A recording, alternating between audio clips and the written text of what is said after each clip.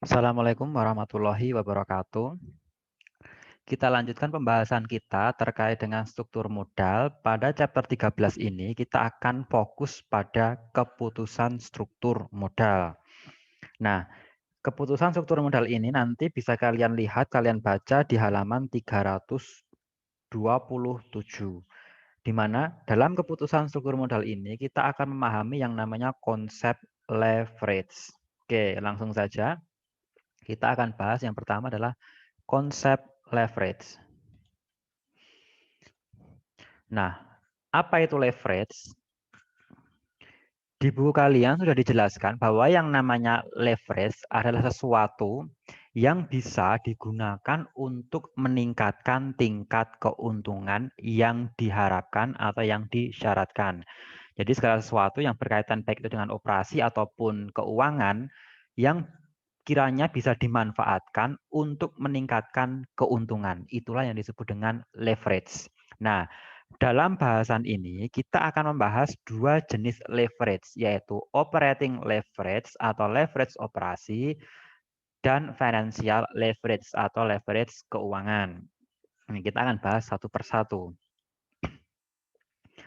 Operating leverage atau leverage operasi, seperti dengan namanya, operating leverage ini bisa dimaknai sebagai seberapa besar perusahaan menggunakan beban tetap operasional untuk mendapatkan atau memperoleh keuntungan yang diinginkan. Jadi, tadi konsep leverage adalah sesuatu yang bisa digunakan untuk meningkatkan keuntungan. Lah, karena konsep ini adalah operating leverage, kita fokus ke beban tetap operasional. Beban tetap itu apa? Nah, ini sudah dibahas atau sudah kalian dapatkan di mata kuliah pengantar akuntansi 1 dan pengantar akuntansi 2. Operating leverage bisa dimaknai sebagai seberapa besar perusahaan menggunakan beban tetap operasional untuk meningkatkan laba perusahaan. Beban tetap operasional biasanya bisa berasal dari depresiasi. Depresiasi dari suatu aset. Ada juga biaya produksi dan pemasaran yang bersifat tetap. Kalau di buku kalian itu dicontohkan seperti gaji karyawan. Gaji karyawan yang dibayar bulanan. Ingat, gaji karyawan itu ada yang dibayar bulanan dan ada yang dibayar berdasarkan output. Jika dia dibayar berdasarkan bulanan, gaji bulanan, maka dia masuk ke dalam biaya tetap atau beban tetap. Nah, dalam yang namanya beban tetap, ada juga yang lawannya yang namanya biaya variabel operasional. Kalau tetap itu jumlahnya sama, kalau variabel itu jumlahnya berbeda-beda. Ini sudah kalian dapatkan di mata kuliah matematika ekonomi. Dulu pernah disinggung terkait dengan biaya tetap dengan biaya variabel. Nah, di dalam buku kalian itu ada contoh. Contoh di halaman 328.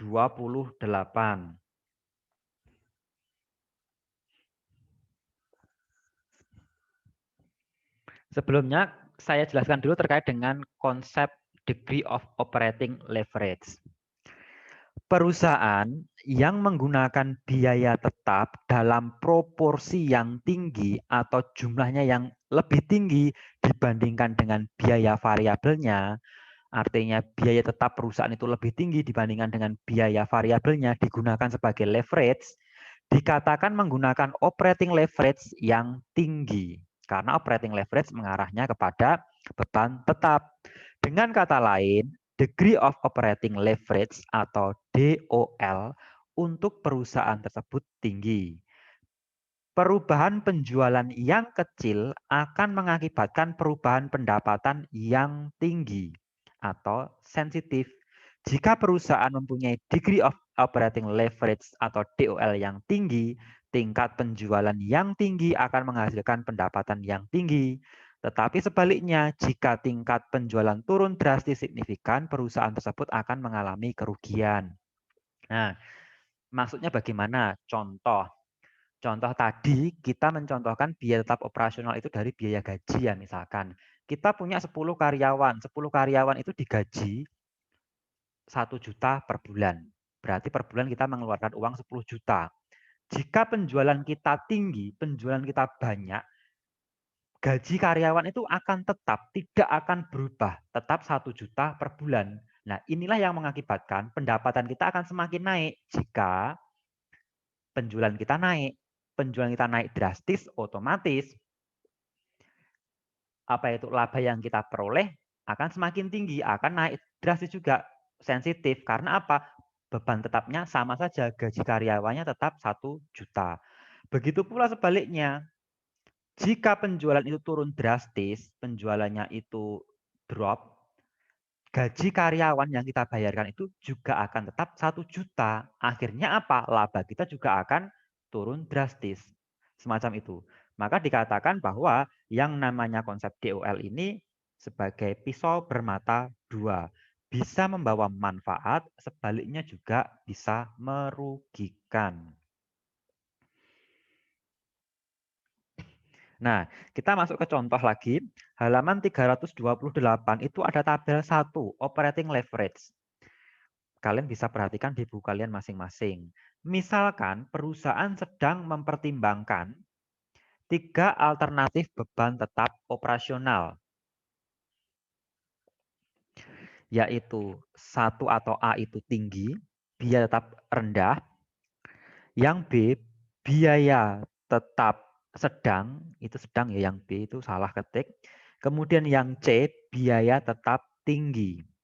Nah, untuk yang A, biaya tetap rendah, harga produknya 500, yang B pun juga 500, yang C juga 500. Untuk yang A, biaya tetapnya 10 juta, yang B biaya tetapnya 15 juta, sementara yang C biaya tetapnya 20 juta. Sementara untuk biaya variabel A Rp200 per unit, yang B Rp150 per unit, dan yang C Rp100 per unit. Perhatikan bahwa ada trade-off antara biaya tetap dengan biaya variabel. Trade-off itu apa? Trade-off itu seperti untung dan ruginya. Jika perusahaan memilih menggunakan biaya tetap, maka konsekuensinya adalah perusahaan akan mempunyai biaya variabel yang lebih tinggi, jelas. Dan sebaliknya, jika biaya tetapnya rendah, maka biaya variabelnya tinggi.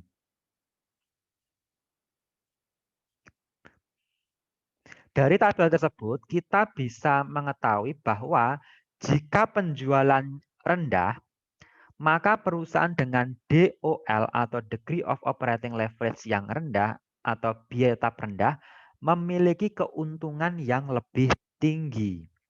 Profit, perhatikan pada kolom profit. Jika penjualan rendah, maka perusahaan dengan DOL atau biaya tetap rendah mempunyai keuntungan yang lebih tinggi. Sementara jika penjualan tinggi, akan lebih baik jika perusahaan memiliki degree of operating yang tinggi. Tabel itu kan ada beberapa kolom, ada unit terjual, penjualan, biaya tetap, biaya variabel, total biaya, dan profit. Nah, itu bisa kalian lihat, nanti akan tampak trade-off-nya, untung dan ruginya. Ini biasanya semacam ini sangat penting dalam konsep industri manufaktur. Manufaktur itu penting. Nah, dari tabel itu kita bisa melihat apa itu break even-nya, BEP-nya, titik impasnya di halaman 329 bawah. Titik break even atau TBE untuk ketiga alternatif A, B, dan C tersebut adalah untuk A, dia akan BEP atau balik modal jika terjual 33.000 sekian unit. Sementara untuk B yaitu biaya tetapnya sedang, dia akan balik modal jika berhasil menjual 42.000 sekian unit. Untuk yang biaya tetap tinggi atau yang C, dia akan mengalami titik impas yaitu pada penjualan 50.000 unit. Dari hasil perhitungan BEP tersebut, menunjukkan bahwa alternatif leverage operasi yang tinggi mempunyai titik break even yang paling tinggi, yaitu 50.000. Tadi yang leverage-nya paling tinggi kan yang C, biaya tetap tinggi. Dia akan BEP di 50.000 unit. Titik break even tersebut menunjukkan bahwa risiko alternatif leverage tinggi adalah paling tinggi. Karena untuk mencapai break even diperlukan penjualan yang lebih tinggi. Artinya apa? Jika kalian memilih untuk leverage-nya tinggi, maka resikonya pun juga akan tinggi. Resiko apa? Resiko dari balik modal kalian karena harus menjual di titik yang tinggi, unit yang banyak, semacam itu.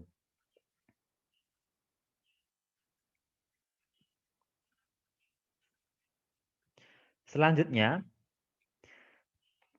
perhatikan ilustrasi halaman 331 untuk memahami lebih lanjut terkait dengan konsep leverage di dunia nyata ya ini ya. Halaman 331 bagian ilustrasi. Menggunakan leverage operasi untuk meningkatkan daya saing. Nah, dari contoh ini kita nanti akan bisa menyimpulkan pentingnya mempelajari leverage itu apa sih. Besok kalau kalian sudah bekerja akan tahu bagaimana pentingnya leverage dalam bisnis. Pada tahun 1970-an, perusahaan baja Jepang menambah kapasitas produksinya menjadi 10 juta ton per tahun. Sementara hanya satu atau dua perusahaan baja Amerika Serikat yang menambahkan kapasitas produksinya menjadi hanya sekitar 5 juta ton per tahun. Artinya apa? Si kompetitor perusahaan Jepang ini produksinya masih rendah, masih kecil yaitu 5 juta. Sementara dia yang Jepang ini berani menaikkan produksi 10 juta ton per tahun. Lah, alasannya kenapa kok dia berani menaikkan produksi yang begitu banyak? Efek penambahan kapasitas bagi perusahaan Jepang tersebut adalah meningkatnya biaya produksi. Jelas, kapasitas produksi meningkat, otomatis biaya produksi juga meningkat.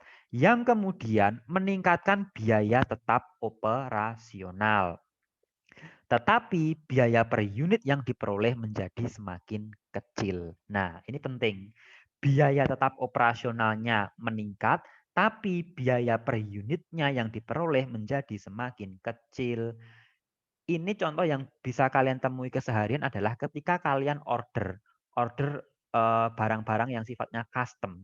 Itu biasanya pesan semakin banyak lebih murah. Nah, beli banyak lebih murah. Misalkan kalian pesan kaos. Pesan kaos misalkan kalau beli satu bijian, pesan bijian harganya 100.000. Tapi kalau misalkan pesan 10 cuma 900.000. Lah ini konsep leverage itu semacam ini. Ilustrasi paling mudah semacam itu. Beli banyak lebih murah. Karena apa? Dia biaya apa itu produksinya meningkat, biaya tetap operasionalnya meningkat sehingga bisa meringankan biaya per unitnya.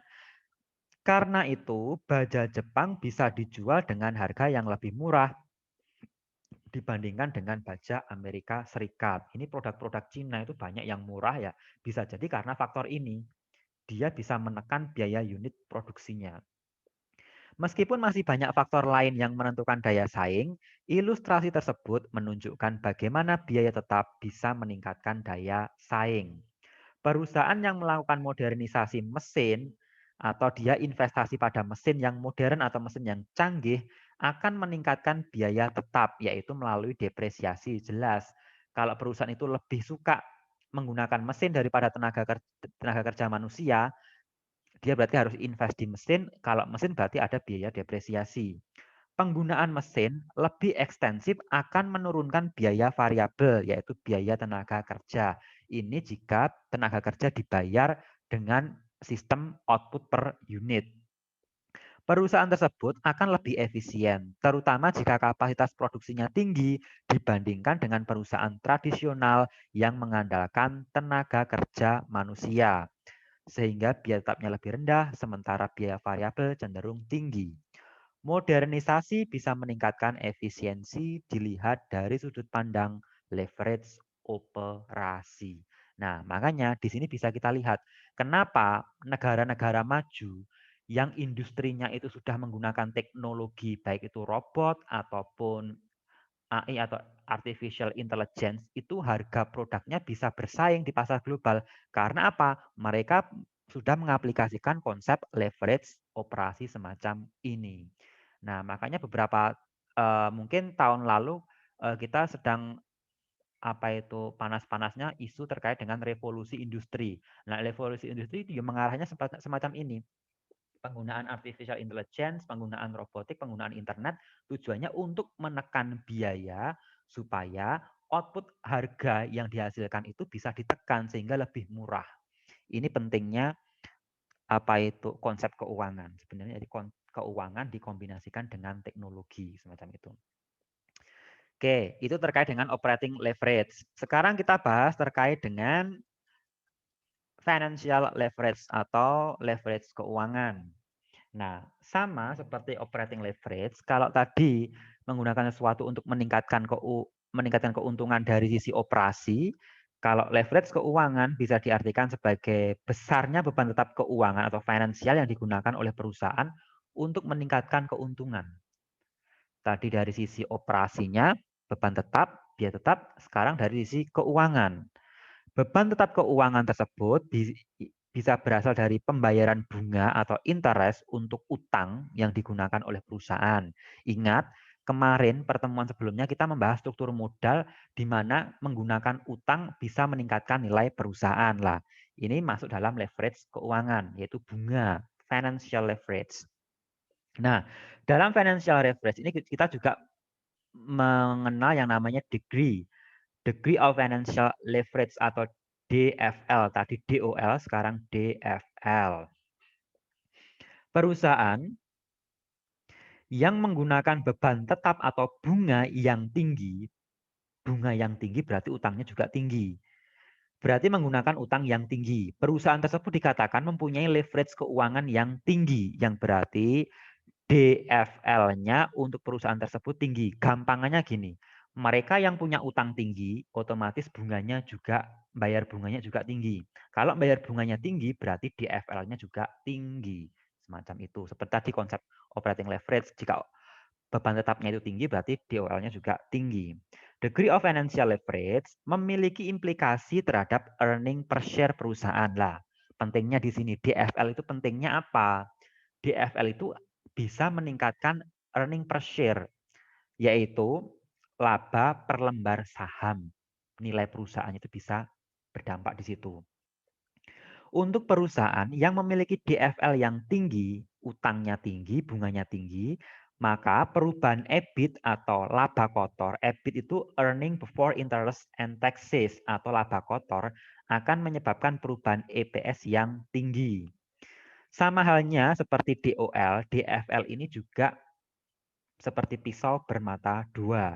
Jika EBIT atau laba kotornya itu meningkat, earning per share akan meningkat secara signifikan. Sebaliknya, jika EBIT atau laba kotornya itu turun, EPS juga akan turun secara signifikan. Itu tabelnya ada di halaman 332. Tapi saya akan membahas halaman halaman 337. Silahkan kalian buka halaman 337.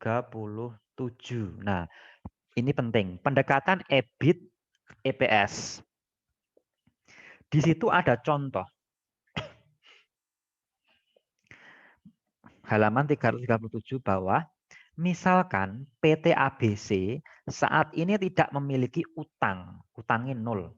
Harga per lembar saham perusahaan tersebut adalah Rp500. Rp500 harga per lembar sahamnya. Dengan jumlah saham yang beredar sebanyak 100.000 lembar.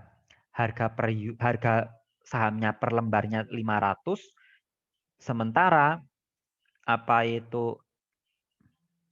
saham yang beredar 100.000 lembar. Perusahaan sedang membutuhkan tambahan dana sebesar 10 juta. Butuh tambahan dana 10 juta. Perusahaan memiliki dua opsi. Apakah dia akan menerbitkan saham baru atau menggunakan utang mencari pinjaman. Tapi kalau dia mencari utang, nanti dia terkena beban sebesar 20%. Misalkan perusahaan memperoleh EBIT atau earning before interest and taxes atau pendapatan sebelum bunga dan pajak atau pendapatan kotor sebesar 15 juta. Perhatikan tabel 6, EPS untuk utang dan saham baru. Ingat, tabel 6 itu adalah EBIT-nya 15 juta atau memperkirakan bahwa laba kotornya itu 15 juta. Di situ ada kolom saham baru dan utang. Ketika saham baru, EBIT-nya 15 juta, utang juga 15 juta. Bunga, saham baru tidak membayar bunga, berarti 0. Utang membayar bunga 20%, dapatnya 2 juta dari mana? 20% dari uang yang kita pinjam. Tadi butuh dananya 10 juta. 10 juta dari 20% berarti 2 juta. Nah, laba sebelum pajak untuk saham baru karena pajak sebelum pajak tadi bunganya 0 berarti 15 juta. Terus yang menggunakan utang itu dikurangi 2 juta berarti 13 juta. Nah, pajaknya diketahui untuk saham baru itu semuanya itu adalah 6 juta. Sementara yang utang itu 5 juta 200.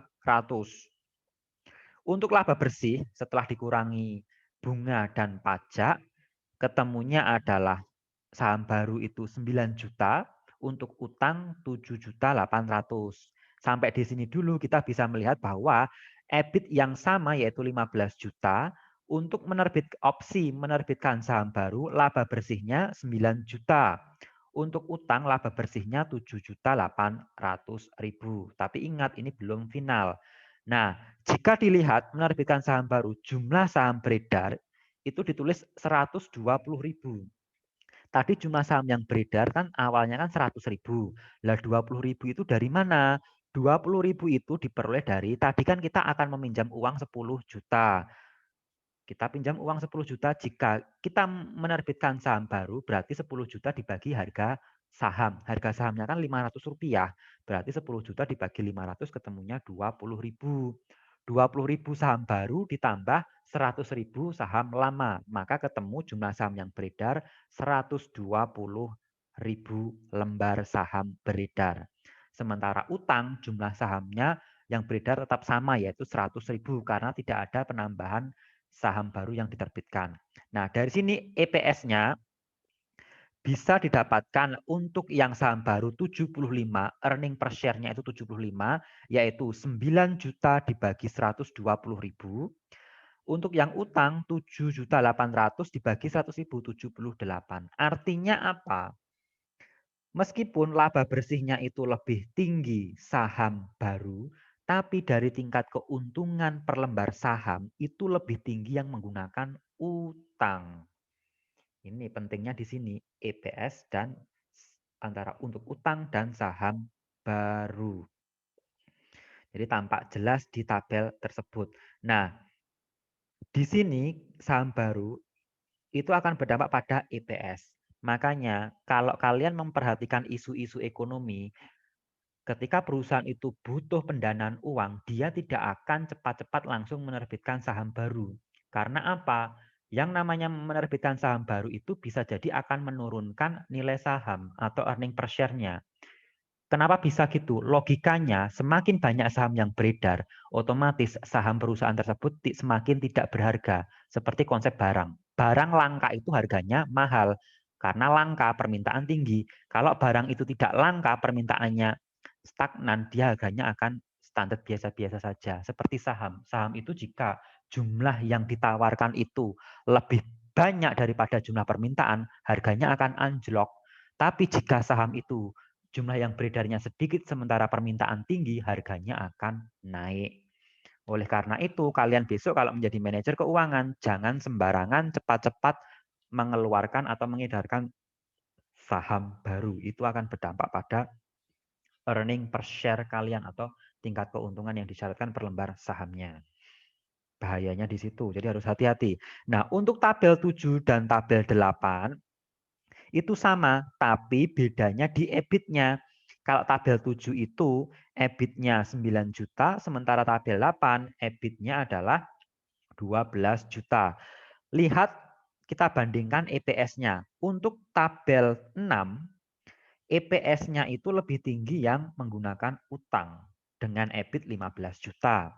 Sementara untuk yang tabel 7 dengan EBIT 9 juta, justru malah saham barulah yang lebih tinggi EPS-nya. Nah, sementara yang tabel 8, EPS-nya itu sama antara saham baru dan utang dengan memperhatikan EBIT-nya 12 juta. Nah, dari sini bisa kita simpulkan bahwa di sini EBIT memiliki pengaruh terhadap earning per share. Jadi harus hati-hati. Analisis kita itu harus kuat di dalam keuangan. Jadi kita tidak bisa langsung memutuskan ini yang terbaik, tapi harus melalui analisis yang matang. Karena satu variabel saja itu bisa mengubah hasil atau berbeda hasilnya. Semacam itu. Mungkin itu yang bisa saya sampaikan terkait dengan konsep dari bab 13, yaitu keputusan struktur modal, konsep dari leverage. Chapter ini memang singkat, tapi sebenarnya memiliki arti yang mendalam. Bahwa artinya apa? Ketika kita memutuskan sebuah modal, struktur modal kita mau mengambil dari penerbitan saham kah, atau kita mau mengambil dari utang kah, itu kita tidak boleh gegabah, tidak boleh sembarangan, tapi harus penuh dengan perhitungan. Karena kenapa? Karena itu nanti larinya, dampaknya pada keuntungan earning per share yang akan kita dapatkan. Ini bisa kita juga bisa menganalisis mengutak-atik antara apakah kita akan cenderung menggunakan operating leverage atau kita lebih suka menggunakan financial leverage, mana yang lebih menguntungkan. Oke, saya akhiri untuk penjelasan chapter 13 ini. Kurang lebihnya mohon maaf. Assalamualaikum warahmatullahi wabarakatuh.